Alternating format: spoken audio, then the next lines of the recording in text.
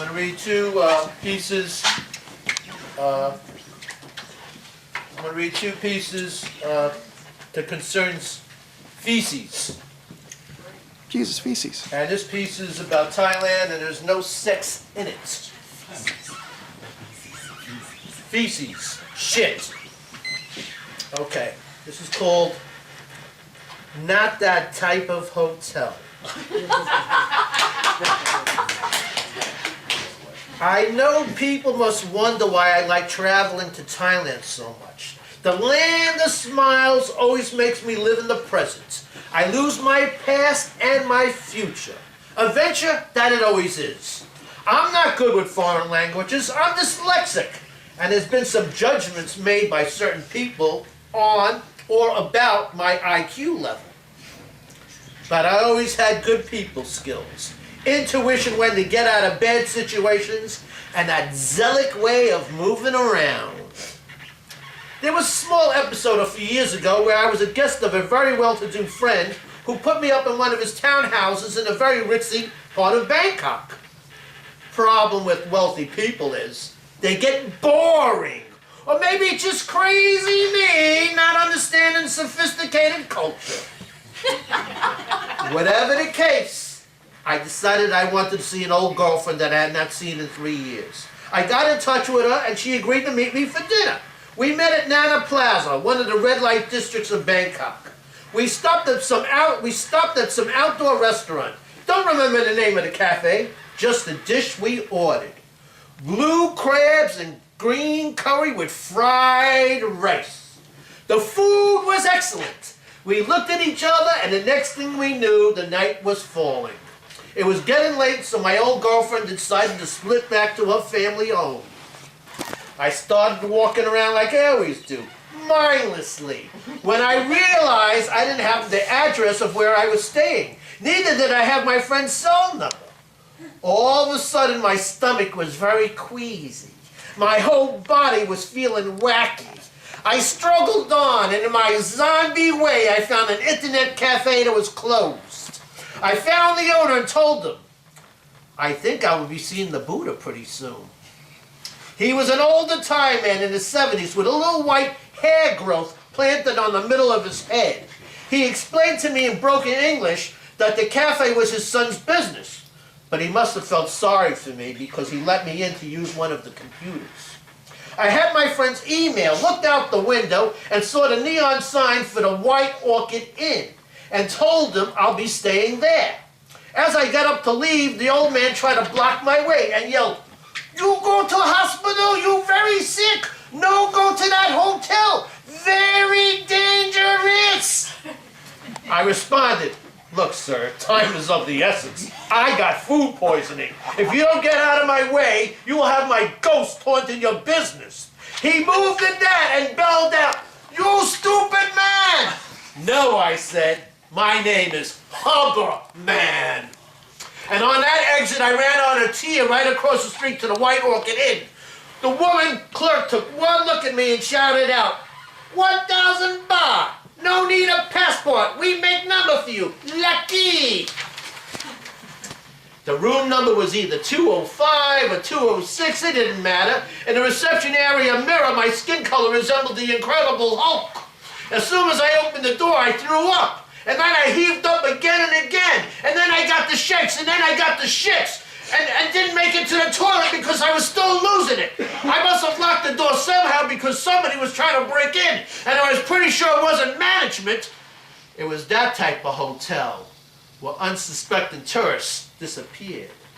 This lodging house didn't ask for my passport. I knew it was bad, but I had other problems, like not stopping from barfing. The situation was not good. I felt there was more than one person outside my door. Gangbangers of Bangkok, meet Mr. Dead Man. But I couldn't care less. I was a foundation of bad chemicals. I still had not stopped retching, and now in between puking, I would scream out, "Only crab and vomit, smell the perfume, boys! You're welcome to it!" And then I passed out and woke up thinking that I heard the Thai word for the dearly departed. The banging had stopped. There was no more noise other than my heavy breathing. I finally got to the bathroom and threw myself and my clothes on into the shower and let the cold water wash up the spoo and excrement that I had accumulated on myself. Somehow I crawled to some half-rotten mattress and passed out. As I was going out of consciousness, my good friend, a rat, jumped out of some wall. But I didn't care. I was going places. In the morning, my very wealthy benefactor located me. The hotel people said, "He in room 206. He corpse now." And when my charitable supporter asked them, "Why didn't you people call for an ambulance?" they said, "We not that type of hotel." Somehow he dragged me out of there, cleaned me up, and got me back to one of his townhouses with a private doctor to attend to my needs. And that's why I love Thailand. Just living in the moment. You never know where you could end up.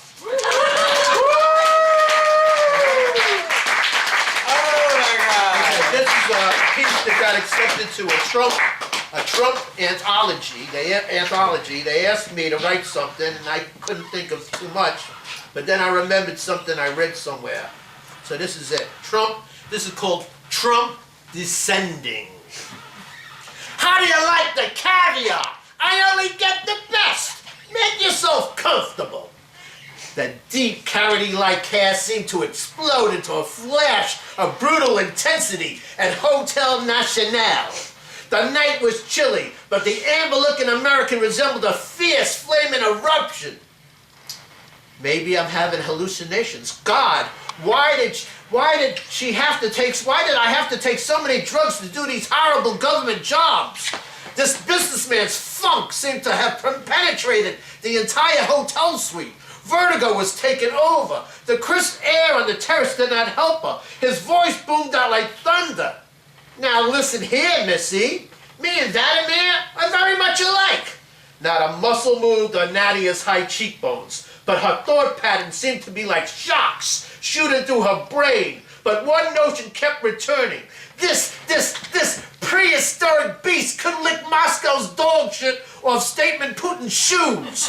And thinking about waste matter, why is it these powerful nitwits have given up on plain old sex? Being told by the FSB security agents that this client would request a yellow shower was bad enough. But to actually dare ask for a brown shower? How can I? The tangerine torch then moved off the patio. "Come on, baby!" His little child-like steel hand strapped her like an iron vice. "Yes, a little more sturgeon should do the trick. Eat it all. Very good, excellent.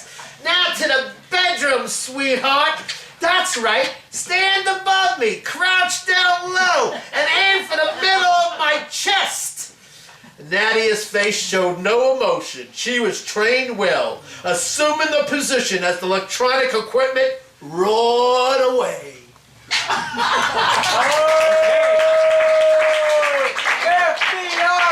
FBI! FBI! That's great. All right, Ron.